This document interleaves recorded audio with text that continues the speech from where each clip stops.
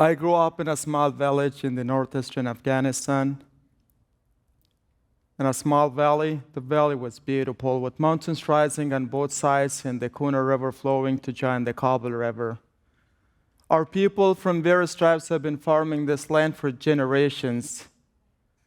If you take a picture, it will look so peaceful, but for generations, my people have never known peace. Actually, throughout the history, this has always been one of the most violent places in our country. My father's generation saw constant fights between the Afghan communists, backed by the Russians on one side, and so-called Mujahideen or holy fighters backed by the Americans on the other side. At the same time, extremist Arabs and Pakistanis came in and fought their own battles in our villages.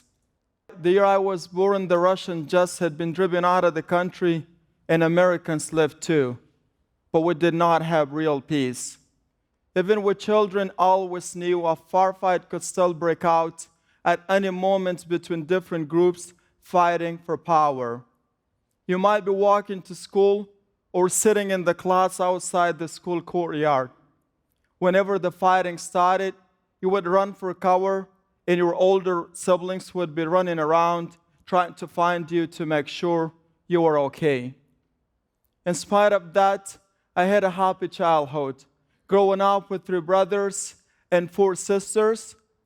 After school, I would help collect firewood and do chores for my mom, and then run out to play ball in the street with my friends.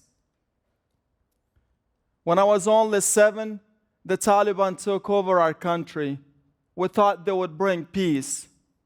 We called them white angels because they all came in big trucks, wearing robes, holding guns, and flying flags with the words from the first pillar of Islam on them. La ilaha illallah Muhammadur Rasulullah. There is no God but God, and Muhammad is the messenger of God. But they did not bring peace. The Taliban ruled us with a harsh fist. They twisted Sharia law to suit their own agenda, creating a lawless and brutal regime. They demanded that we feed them, even though we barely had enough to survive. They banned girls from learning and going to school. I saw the lights in my sisters' and mother's eyes fade away. They were trapped in our house, afraid to step outside and face the wrath of the Taliban. My father refused to pray at the mosque because he did not agree with the Taliban laws. He always said, "I worship God, not the mullahs." The Taliban hated him for that. They would come and beat him up in front of us, dragging him to jail for days. When we heard about 9/11, I didn't know much about America. There was a celebration. The Taliban were firing into the sky. Sweets and candies were handed out. Osama bin Laden was a hero, and most people knew he was in Afghanistan. Very soon after that, I heard American planes dropping bombs nearby. I remember our villages would be shaken by those bombs. One bomb fell very close by, and it shook our house. It was like an earthquake. We all knew the war had started, and by the end of that year, the Americans took over our country.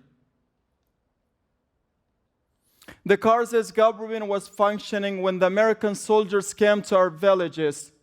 They opened a hospital, a clinic, and a school. My sisters were delighted to return to school. American soldiers would come visit us a few times a week, bringing books and school supplies and giving us candy. I was fascinated by them and their language, so I would hang around them. I wanted to learn English, so I began taking English lessons with a local man. I would have to work on his farm to pay for my lesson. Still, with the American soldiers, we did not have peace. Extremists from the Middle East and Pakistani Taliban joined the Afghan Taliban. Mosques become recruiting centers for fighting the Americans. Some people supported the Taliban and joined the jihad or holy war against infidels. The mullahs would preach about jihad, saying that there would be a reward in heaven for fighting the Americans. My best friend's family was working for the government at a regional capital where there was an American base. One day, the entire family was killed by the Taliban. My mom told me, don't go to their house, but we kids went there anyway. Every one of them had been killed. My best friend, his mother, his sister, his grandmother, and his uncle. Every one of them was shot. In some cases, their bodies disfigured. The word was that they deserved to be killed because they were spies for the Americans. A week later, we moved to Jalalabad, 50 miles south where my uncle lived. We rented a truck and left our hometown with whatever we could take. We came from a rural background. Life was hard for us in Jalalabad. We barely had enough food to eat, and my parents were old to work. So one of my brothers opened a small business, a small tea shop. I would help him deliver tea after school. It was a small table with a samovar to boil the water. I would go door to door asking people if they wanted tea. Older men would harass me, invite me to hang out with them, ask me lots of weird questions, and it was quite scary. One day in Jalalabad, I skipped school and spent the whole day with American soldiers. I could hardly understand what they were saying, just hi and what's up. The American soldiers had interpreters with them. Those young boys who knew English would help bridge the culture gap. I approached one of the boys and I asked, how can I get this job? I want to be an interpreter.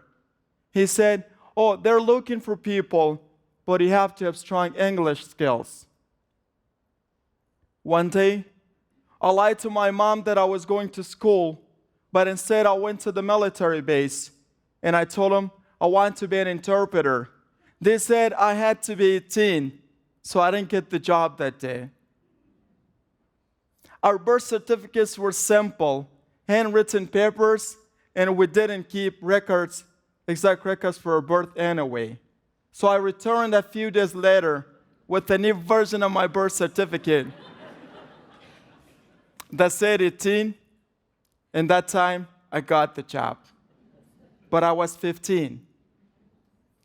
My parents were upset, but it was the only choice we had. We did not have enough food for the family, and I saw a way to do something with my limited English. Later, my brother also got a job driving trucks for the American troops. My simple Afghan name, Nasirullah Safi, was too hard for the American soldiers in Afghanistan to say. So they gave me a new name, John the Turp. But I didn't mind. It was better for me, and it was better for my family. If I had a common American-style name like that to hide my identity. I was sent back to the Kunar province, where I was born. I was needed there at the military base. I lived 24 hours with soldiers in barracks deep in mountains. We would go out 2 to 3 times a day, village to village. I was barely 10, had guns, and knew how to use them. I had to be the first one to talk, to say hello to the elders in the villages, to start the conversation. I was the American-only connection to the Afghan people. By then, Kunar province became one of the most dangerous places for the American soldiers in the whole world. The base where we're living was isolated behind enemy lines. We could not let our guard down. We were vulnerable to enemy fires inside the barracks as well as outside. There were IEDs, improvised explosive devices, and ambushes along the route that would have to deal with them on a daily basis. I knew I could have get killed at any time. Actually, I thought the chance of me ever making it out was very small. I took the interpreter's job to earn money for my family. But soon, the soldiers became my family. And most of them are still very close to my heart. And to this day, we keep in touch. It feels like we're in it together. We're building hospitals. We're building clinics. We're building schools. We're building pretty much everything. And it was a mission everyone supported, or so we thought. But the Taliban learned I was working for the Americans. They went after my family. They killed my brother-in-law and his 7-year-old son. My oldest brother was hit by a bomb. He still has shrapnel in his body. One of my sisters was shot multiple times in her abdomen. And I also got shot while supporting American soldiers.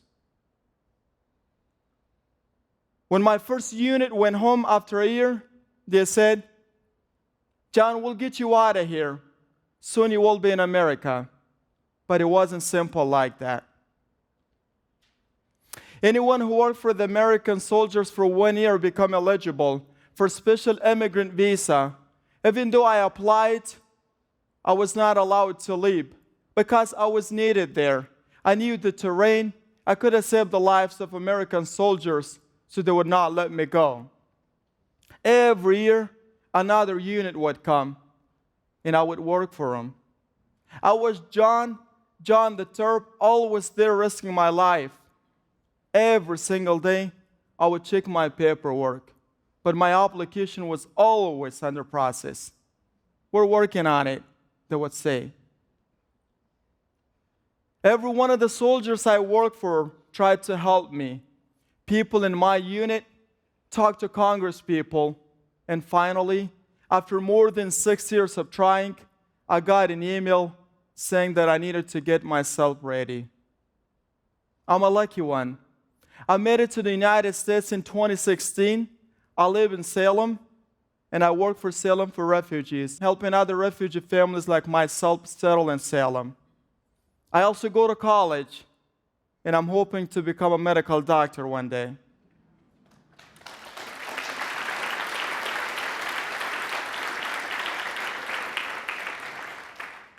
But my story is unfinished.